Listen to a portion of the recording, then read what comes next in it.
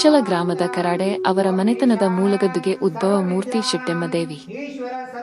ಬೈಲಹೊಂಗಲ ಸಮೀಪದ ಸುಕ್ಷೇತ್ರ ಇಂಚಲ ಗ್ರಾಮದಲ್ಲಿ ನೂತನವಾಗಿ ನಿರ್ಮಿಸಿದ ಶ್ರೀ ಶೆಟ್ಟೆಮ್ಮ ದೇವಿ ದೇವಸ್ಥಾನ ಉದ್ಘಾಟನೆ ಕಾರ್ಯಕ್ರಮ ಅದ್ದೂರಿಯಾಗಿ ಆಚರಣೆ ಮಾಡಲಾಯಿತು. ಉದ್ಘಾಟನೆ ಕಾರ್ಯಕ್ರಮದ ದಿವ್ಯ ಸಾನ್ನಿಧ್ಯವನ್ನು ಪರಮ ಪೂಜ್ಯ ಡಾ ಶ್ರೀ ಶಿವಾನಂದ ಭಾರತಿ ಮಹಾಸ್ವಾಮಿಗಳು ಇಂಚಲ ವಹಿಸಿದ್ದರು. ಉಪಸ್ಥಿತಿ ಪರಮ ಪೂಜ್ಯ ಶ್ರೀ ಪೂರ್ಣಾನಂದ ಭಾರತಿ ಮಹಾಸ್ವಾಮಿಗಳು, ಶ್ರೀ ಶಿವಾನಂದ ಭಾರತಿ ಶಿಕ್ಷಣ ಸಂಸ್ಥೆ ಆಡಳಿತ ಅಧಿಕಾರಿಗಳು ಇವರು ಆಗಮಿಸಿದ್ದರು. ಹೊರ ರಾಜ್ಯದಲ್ಲಿ ಶೆಟ್ಟೆಮ್ಮ ದೇವಿ ದೇವಸ್ಥಾನ ಬಹುತೇಕ ಕಡಿಮೆ ಇವೆ. ಕರ್ನಾಟಕ ಹಾಗೂ ಹೊರ ರಾಜ್ಯದಿಂದ ಈ ದೇವಸ್ಥಾನಕ್ಕೆ ಸಾವಿರಾರು ಭಕ್ತರು ಆಗಮಿಸುತ್ತಾರೆ. ಈ ದೇವಸ್ಥಾನದ ಹಿನ್ನೆಲೆ ಏನೆಂದರೆ ಶೆಟ್ಟೆಮ್ಮ ದೇವಿ ಉದ್ಭವ ಮೂರ್ತಿ ಇದಾಗಿದೆ.